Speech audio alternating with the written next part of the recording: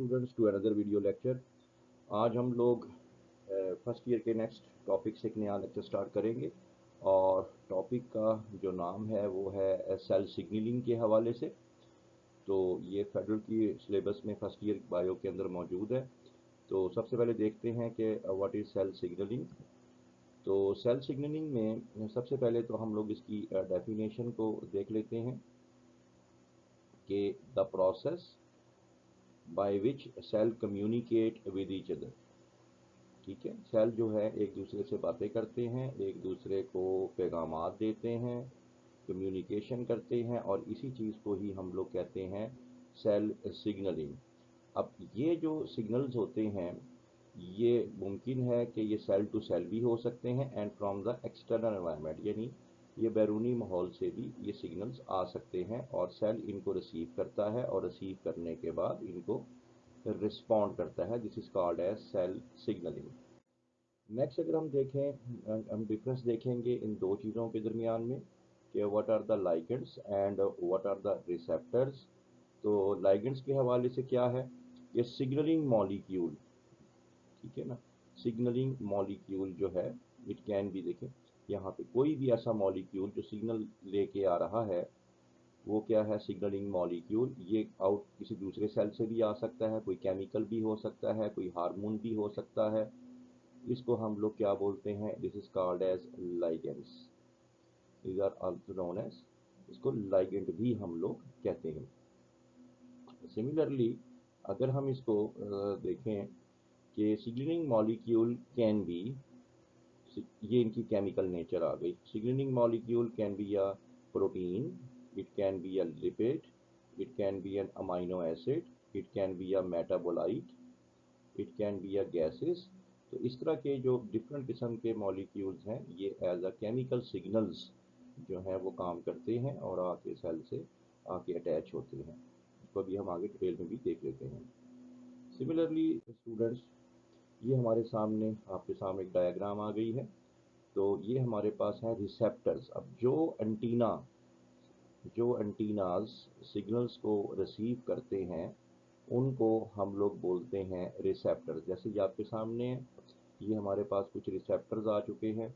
ये cell membrane के अंदर देखें मौजूद है, प्लाज्मा मेम्ब्रेन के अंदर ये भी एक रिसेप्टर है। और अगर आप ये जो है पर्पल कलर में बना हुआ ये एक लाइगेंड है, जो मैंने आपको कहा था जो केमिकल सिग्नल है जिसको आप लोग लाइगेंड भी कहते हैं। तो the protein that respond to ligands are called receptors. ठीक है, अगेन इसको थोड़ा देख लें कि the proteins that respond to ligands are called receptors. तो यहाँ पे ये लाइगेंड ब्लू कलर में आ गए, पर्पल कलर में लाइगेंड और ये रिसेप्टर्स आ गए। नेक्स्ट इसी तरह signalling molecules and receptor sites are of varying type. आप यहाँ पे देख सकते हैं कि रिसेप्टर साइट्स कई तरह की हो सकती हैं।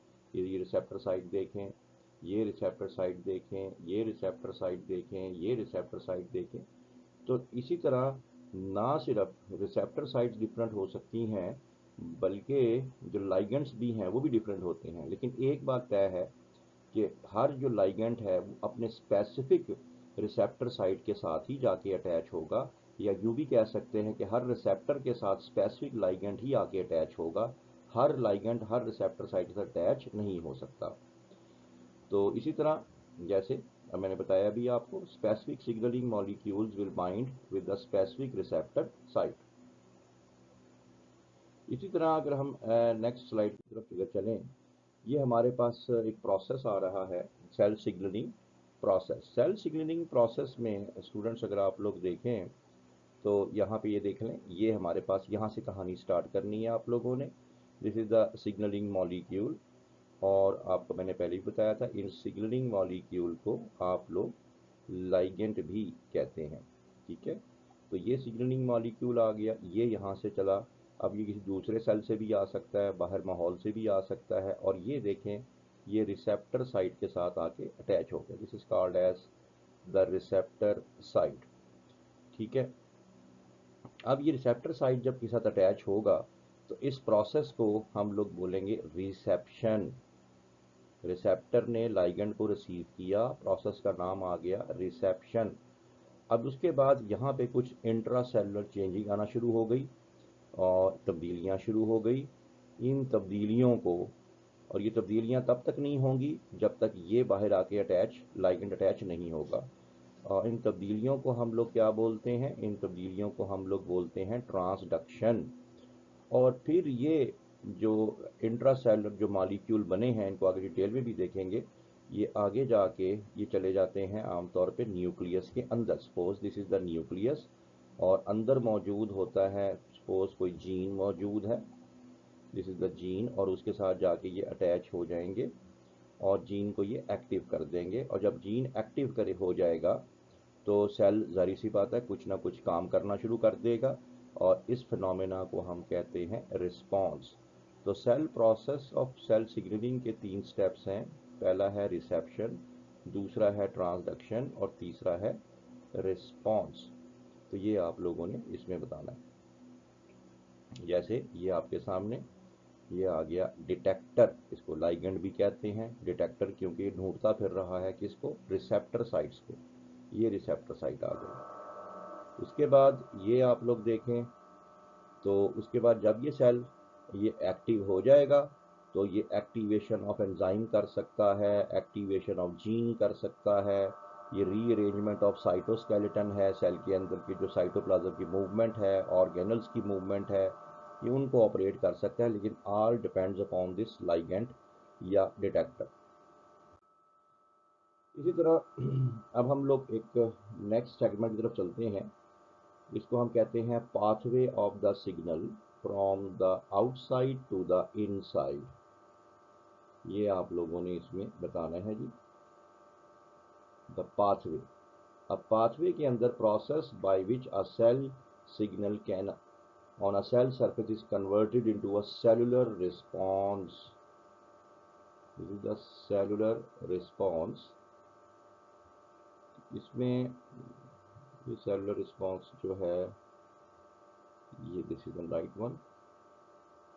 तो जब ये सेलुलर रिस्पॉन्स में जब तक ये कन्वर्ट नहीं होगा, यानी process by which a signal on the cell surface is converted into a specific cell, जब सेल को रिस्पॉन्स देना शुरू कर देगा तो उसी को ही फिर हम लोगों ने कहना है कि ये जो है ये क्या है? सिग्नल ट्रांसडक्शन पाथवे, इसको हम लोग बोलेंगे। तो ये इसमें आप लोगों ने एक्सप्लेन करना है जी। तो this is called as signal transduction pathway. ठीक है, बाहर से आया लाइगेंड, आया लाइगेंड आके अटैच हुआ किसके साथ? रिसेप्टर साइड से। अंदर इंट्रासेलुलर चेंजिंग हुई, वो गया न्यूक्लियस में, और न्यूक्लियस में जाके वो अटैच हुआ डीएनए के साथ। डीएनए क्या हो गया? एक्टिव हो गया। तो इस प्रोसेस को हम कहेंगे सिग्नल ट्रांसडक्शन पाथवे। नेक्स्ट वो हमारे पास यहाँ पे 2 तरह के पाथवे आ रहे हैं। एक आ रहा है प्रोटीन सिग्नलिंग पाथवे। बात ये है कि प्रोटीन जो होते हैं ये वाटर सोल्यूबल होते हैं, और लिहाजा आपके सामने है कि यहाँ पे let me change the colour of the marker. ये हमारे पास आ गया ये हार्मोन। सपोज हम मान लेते हैं कि ये एक प्रोटीन है केमिकली, और प्रोटीन जो है ये वाटर सोल्यूबल होते हैं, जबकि लिपिड जो होते हैं वाटर इनसोल्यूबल होते हैं। तो अब ये जनाब दोनों डिफरेंट बरादरियां हैं, ये प्रोटीन है ये लिपिड है, ये इसको इसमें पास होने नहीं देगा। लिहाजा जो हार्मोन है, अब इस केस में प्रोटीन है तो वो रिसेप्टर साइड से आके अटैच हो जाएगा, क्योंकि उसको अंदर जाने की परमिशन नहीं है। अब ये होगा। इसी तरह एक बात और याद रखिएगा कि हार्मोन्स जो होते हैं इनको फर्स्ट मैसेंजर भी कहते हैं, एमसीक्यू में याद रखना। फिर हमने कहा था कि ये आगे रिसेप्शन हो गई, तो ये हमारे पास आ गया जनाब, जिसे हम कहते हैं रिसेप्टर साइड। उसकी वजह से अंदर कुछ तब्दीलियाँ हुई। There are sequence of changes in the cell, जो हमारे सिलेबस में जो है वो डिटेल में नहीं है। अभी आप इसमें ये बता सकते हैं कि सीक्वेंस ऑफ चेंजेस का नेट रिज़ल्ट ये निकलेगा कि जो एटीपी है वो कन्वर्ट हो जाएगा साइक्लिक एएमपी में, यानी साइक्लिक एडिनोसिन मोनोफॉस्फेट में। और ये साइक्लिक एडिनोसिन जो है ये अल्टीमेटली ये चला जाएगा न्यूक्लियस के अंदर, और न्यूक्लियस में जाके न्यूक्लियस को जो है वो एक्टिव कर देगा, और हम कहेंगे रिस्पॉन्स आना शुरू हो गया। तो भाई इसमें याद रखने वाली बात ये है कि हार्मोन जो होते हैं वो फर्स्ट मैसेंजर होते हैं, और ये जो साइक्लिक एएमपी है ये एक सेकंड मैसेंजर है। क्योंकि ये फर्स्ट मैसेंजर के बाद पैदा हुआ। दोनों का काम पैगाम पहुंचाना है। हार्मोन ने पैगाम यहाँ पहुंचा दिया, दूसरा हार्मोन ने यहाँ पे बन गया, तो ये सेकेंडरी मैसेंजर हो जाएगा। सिमिलरली अगर हम बात करें स्टीरॉयड की, तो स्टीरॉयड के हवाले से स्टूडेंट्स इसमें यह है कि स्टीरॉयड जो होते हैं लिपोफिलिक होते हैं, यानी लिपिड लविंग होते हैं। अब मसला ये है कि ये आपके सामने आप ये देखें, यहाँ पे एक स्टीरॉयड आ रहा है। स्टीरॉयड वैसे 4 रिंग्स पे मुश्तमिल होता है, और ये आप लोगों की लिपिड बाइलेयर है, यानी दोनों की जो बरादरी है वो सेम है, तो लिहाजा स्टीरॉयड भी लिपिड हो गए। This is also a lipid, जबकि ये लिपिड बाइलेयर, तो इसने इसको रोका नहीं बल्कि इसने इसको सेल के अंदर जाने दिया। तो इस केस में हमारे पास पहला डिफरेंस आ गया कि प्रोटीन का जो सिग्नल होगा वो सेल के बाहर ही रहेगा, जबकि जो स्टीरॉयड है या जो लिपिड्स हैं या जो लिपोफिलिक हैं मॉलिक्यूल्स, वो इसके अंदर आ सकते हैं। दूसरा फ़र्क ये होगा कि इस केस में जो स्टीरॉयड रिसेप्टर्स हैं वो देख लें यहाँ पे साइटोप्लाज्म में मौजूद हैं, जबकि प्रोटीन में हमने देखा था कि प्रोटीन का रिसेप्टर जो है वो सेल सरफेस पे था। तो उसके बाद ये यहाँ पे आके अटैच हो जाएगा रिसेप्टर के साथ। वहाँ भी अटैच हुआ था, लेकिन फ़र्क इतना था कि वो बाहर outside the cell membrane attach हुआ था, यहाँ पे आके वो within the cytoplasm attach हुआ है, और बनने के बाद ये बन गया है हार्मोन रिसेप्टर कॉम्प्लेक्स बन गया है।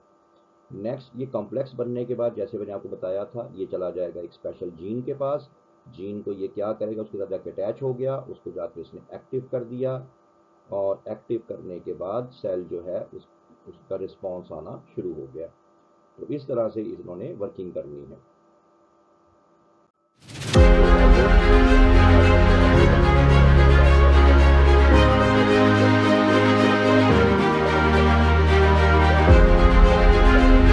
And for better and interesting videos, please keep in contact with us. Thank you.